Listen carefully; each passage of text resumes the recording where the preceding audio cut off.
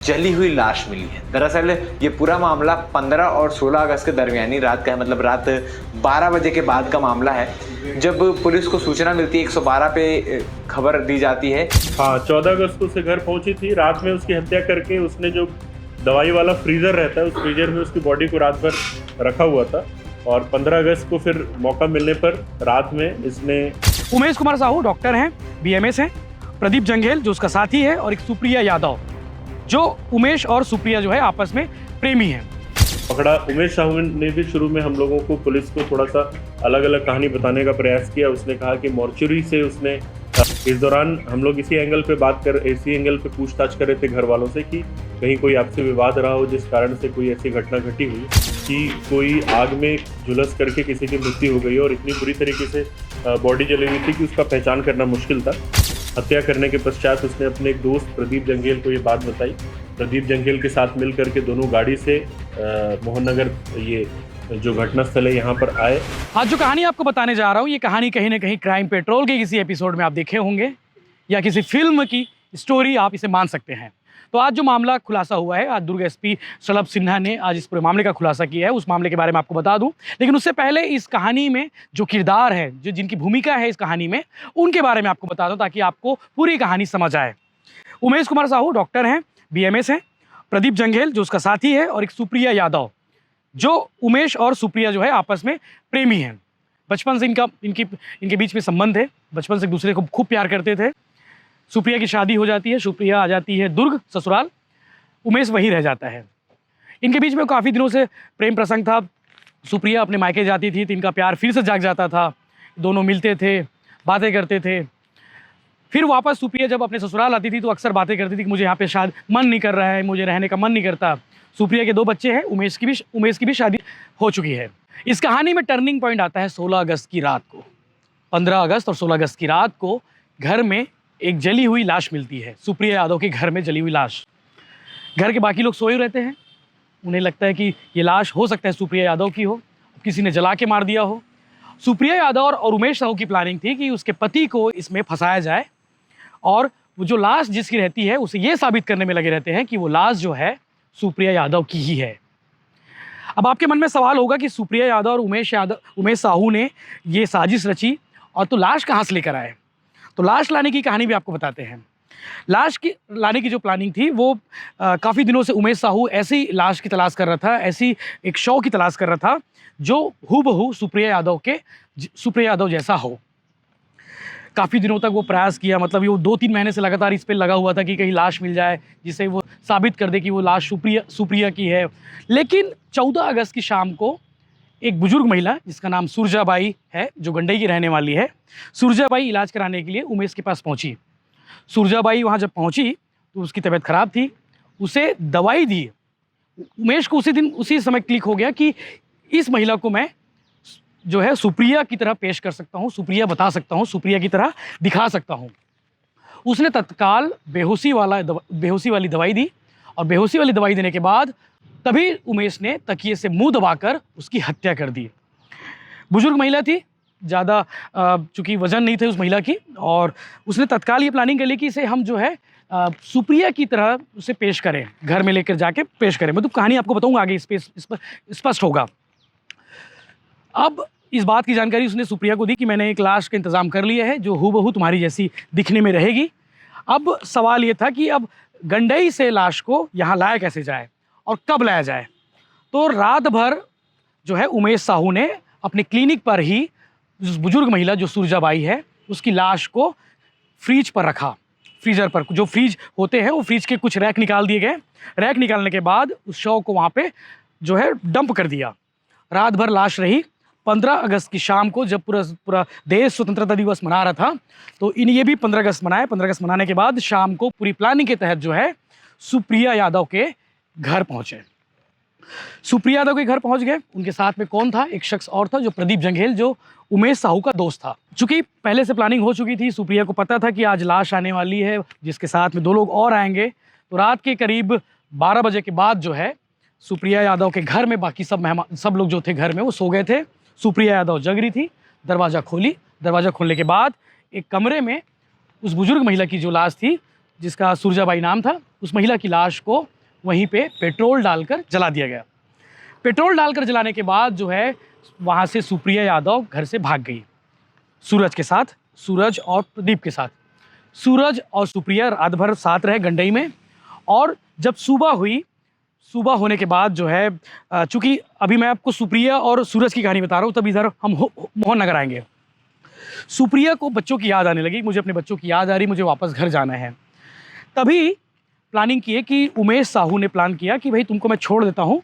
उमेश साहू ने पहले समझाने की कोशिश की, वापस जाना अब सही नहीं होगा, इतना कुछ हो चुका है। एक महिला की हमने हत्या कर दी, हत्या करने के बाद उसके शव को उसके घर में जला दिए हैं, अब ये मुनासिब नहीं होगा वापस जाना। फिर भी बच्चों की याद में सुप्रिया ने जिद की। जिद करने के बाद वो वहाँ से निकल गई। बस स्टैंड तक उसे उमेश ने छोड़ा। बस स्टैंड से पहले जो है सुप्रिया ने कुछ बंधन लिए, कुछ सिंदूर लिए। सिंदूर लेने के बाद अपने शरीर पर लगा ली। वो लगाने के बाद वहीं पास के एक गांव में एक घर में जाकर बेहोशी की हालत में सो गई। सोने के बाद सुप्रिया को अचानक से होश आया, जैसे कि उसकी कहानी थी, उसकी एक्टिंग थी, ये बिल्कुल एक्टिंग लगना चाहिए कि लोगों को ये सही है। सुप्रिया जो है अचानक से उठती है, उठने के बाद अपने आप को बताती है कि मैं गंडई मेरा मायके है और दुर्ग मेरा ससुराल है। मैं यहाँ कैसे आई, मैं तो अपने ससुराल में सोई हुई थी दुर्ग में, मुझे नहीं मालूम यहाँ पे कैसे आई। उसने कहानी रचने शुरू की।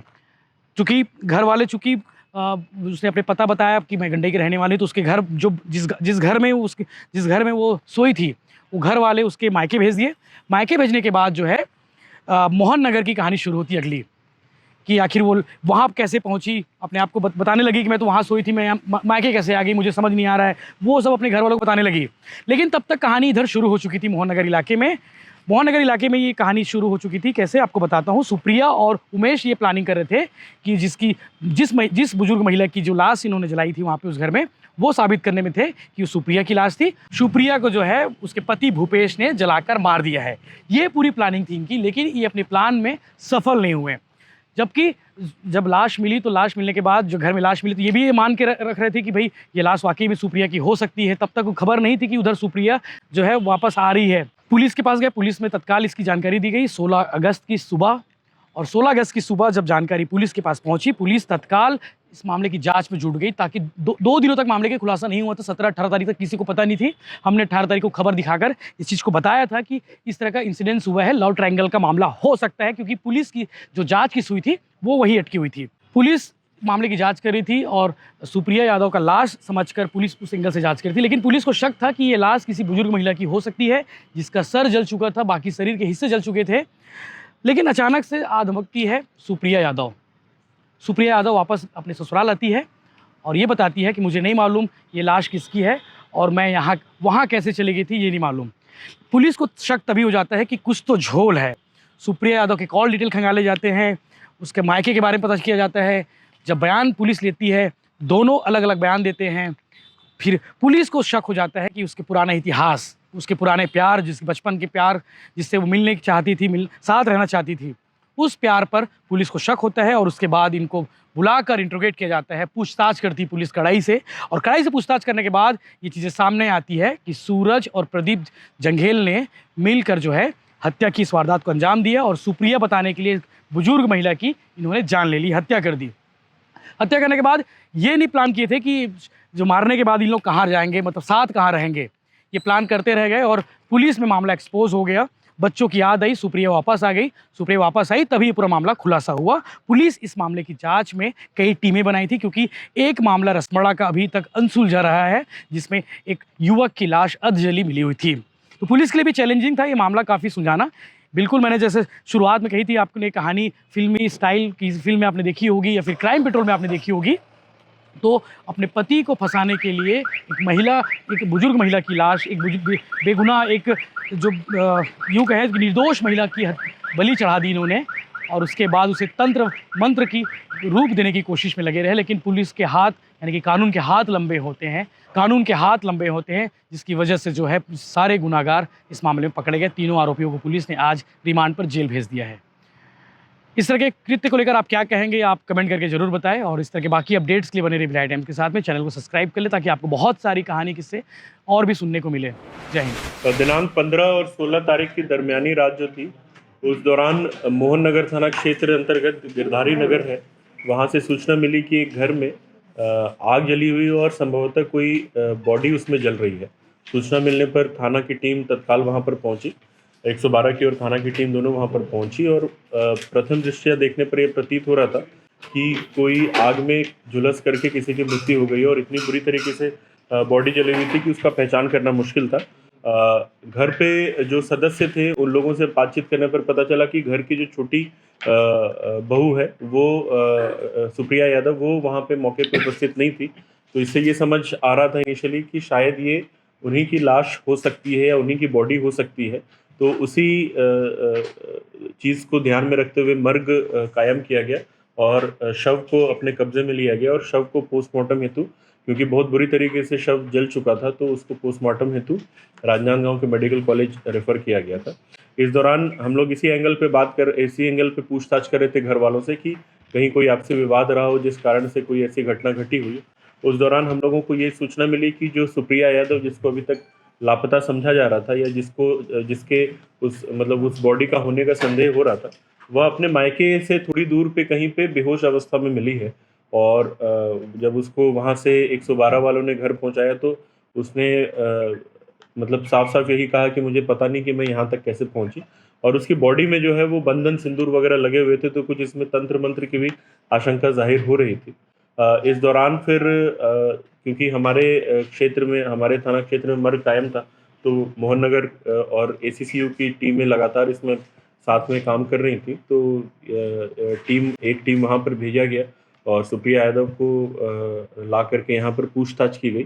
पूछताछ में उसके बयान में थोड़ा विरोधाभास आने पर थोड़ा और गहराई से पूछताछ किया गया, तो फिर उसने इस बात को स्वीकार किया कि ये जो पूरी घटनाक्रम हुई है उसने अपने एक मित्र के साथ मिलकर के रची थी। इसमें कहानी ये थी कि सुप्रिया यादव का उमेश साहू नाम का एक व्यक्ति है जो इसके मायके गंडई में एक झोला छाप डॉक्टर टाइप का काम करता है, उसका मेडिकल स्टोर भी है वहाँ पर। और इससे पहले से ही इसकी जान पहचान थी और इन दोनों के बीच में संबंध था। शादी के बाद भी काफ़ी समय तक इनका जो संबंध है वो कायम ही था। और अभी कुछ दिनों से ये बार बार उससे यही कह रही थी कि मैं अपना घर छोड़कर जाना चाहती हूँ, मैं अपने घर में खुश नहीं हूँ। तो उमेश साहू ने उसको दिलासा दिया हुआ था कि मैं तुम्हारा कोई ना कोई व्यवस्था मैं करूँगा जिससे तुम घर से बाहर निकल सको। और फिर 14 तारीख को उमेश साहू, जो कि क्योंकि वहाँ पे डॉक्टर का काम करता था, लोग उससे इलाज कराने आते थे, तो वहाँ पर एक 90 वर्ष की महिला इसके पास लगातार इलाज कराने के लिए आती थी, जिसका नाम है सुरजाबाई मरकाम। ये 14 तारीख को इनके यहाँ पर आई हुई थी। तो सुप्रिया यादव ने शुरू में हमको जो बताया उसके बेसिस पे ये पता चला कि ये जो घटनाक्रम है इसमें इसकी बॉडी प्रतीत हो ऐसा ये दिखाने के लिए अपना पायल बिछिया वगैरह वहाँ पर घटनास्थल में से छोड़ा था और उमेश साहू ने एक बॉडी यहाँ पर ला करके रखी थी, इतना इसने हमको बताया सुप्रिया यादव ने। इसकी सूचना पर हमने उमेश साहू को पकड़ा। उमेश साहू ने भी शुरू में हम लोगों को, पुलिस को थोड़ा सा अलग अलग कहानी बताने का प्रयास किया। उसने कहा कि मॉर्चुरी से उसने बॉडी खरीद करके वहाँ पर प्लेस किया है, लेकिन जब थोड़ा और ज़्यादा पुलिस ने पतासाजी की तो ये पता चला कि गंडई क्षेत्र से ही उसी दिनांक से 14 तारीख के दिनांक से एक बुजुर्ग महिला जो है सुरजाबाई मरकाम वो लापता है और उनके गुमशुदगी की रिपोर्ट लिखी हुई है। उस एंगल पे जब पूछताछ चालू की तो फिर वो टूट गया और उसने फिर सारी कहानी बताई। सुरजाबाई मरकाम उसके पास इलाज करने आई थी, जिसको उसने दवाई दे करके बेहोश कर दिया और बेहोशी की हालत में ही तकिए से उसका मुंह दबा करके उसकी हत्या कर दी। हत्या करने के पश्चात उसने अपने एक दोस्त प्रदीप जंघेल को ये बात बताई। प्रदीप जंघेल के साथ मिल करके दोनों गाड़ी से मोहन नगर, ये जो घटनास्थल है, यहाँ पर आए। यहाँ पर सुप्रिया यादव को पहले से इन लोगों ने कॉन्फिडेंस में ले रखा था। उसने इनको घर के अंदर एंट्री दी और घर पे बॉडी को रख करके उसमें अपना सामान रख करके पेट्रोल से इन्होंने बॉडी को आग लगाया और फिर वहाँ से फरार हो गए। वहाँ घटनास्थल से जाने के बाद जब ये अपने मायके पहुँची तो इसको रात में ये उमेश के साथ ही रही। फिर सुबह सुबह इसको अपने बच्चों की याद आने लगी तो इसने कहा कि मैं बच्चों के साथी के पास ही जाना चाहती हूँ। फिर इन लोगों ने ये शरीर में सिंदूर और चंदन वंदर ये सब लगाने वाली कहानी रची ताकि पुलिस को गुमराह कर सकें और कोई तंत्र मंत्र का इसमें एंगल डाल सकें। और वैसा पूरा शरीर में मल करके ये एक जगह जाकर बेहोश होने का नाटक की। पूरी कहानी जो है वो पुलिस ने तीनों जो इसमें अक्यूज्ड हैं उनको अरेस्ट किया है और तीनों से अलग अलग ये कहानी तक की तस्दीक की गई है। तीनों ने पूरे घटनाक्रम का एक ही जैसा ब्यौरा दिया है। तीनों को ही अभी न्यायिक रिमांड पे भेजा जा रहा है। इसमें मेन जो आरोपी उमेश साहू है जिसने हत्या किया था, और उसके साथ सुप्रिया यादव जो उसकी प्रेमिका भी थी, और जिसने बॉडी जलने का, जिसके घर पे बॉडी जलने के निशान हमको मिले थे, और प्रदीप जंगील जो इस घटना में उमेश साहू के साथ में था। तीनों को न्यायिक रिमांड पे मतलब हिरासत में ले लिया गया और न्यायिक रिमांड के लिए भेजा जा रहा है।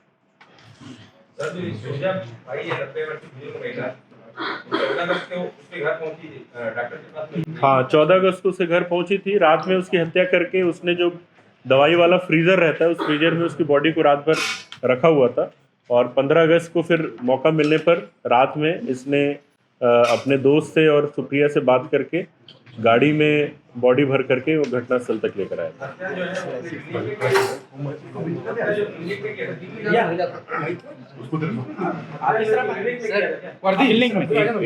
एक मिनट। हाँ, क्या बोल रहे हैं? सर हत्या कहाँ हुई थी? गंडई में। हत्या जो है वो गंडई में की गई थी। मेडिकल स्टोर पे। हाँ, मेडिकल स्टोर में। सर प्रिया यादव जो अभियुक्त है, इसके घर में कोई था सर जब लाश रखी गई? वो खुद थी, क्योंकि घर के सारे सदस्य सोए हुए थे और ये दरवाज़ा खोल करके उन लोगों को आसानी से इसने एंट्री दे दिया, तो बाहर घर वालों को भनक नहीं लगी कि इस बीच क्या चल रहा है यहाँ पे। जिस समय आग लगाया गया, आग लगाने से जो पूरा मतलब वो एरिया में जब आग लगी और कुछ आसपास की चीज़ें जब जलने लगी, तब फिर इन लोगों को अंदाज़ा हुआ, तो ये लोग आए। सर ये मुझे बहन को सूचना दी थी क्या गंडई में? ऐसा जानकारी में आ रहा है कि गंडई में अपनी बहन को सूचना दी थी कि मैं वापस घर जाना चाहती हूँ, तो बहन ने गंडई थाना पुलिस को परेशान किया। जिस समय ये मिली थी अपने मायके एरिया में, तो ये बेहोशी की हालत में, उस समय सूचना मिली थी कि एक महिला बेहोशी की हालत में, तो वहाँ की 112 और पुलिस ने इसको रेस्क्यू किया था और घर वालों के सुपुर्द किया था। तो उमेश कौन है आरोपी के पीछे? कौन है उमेश?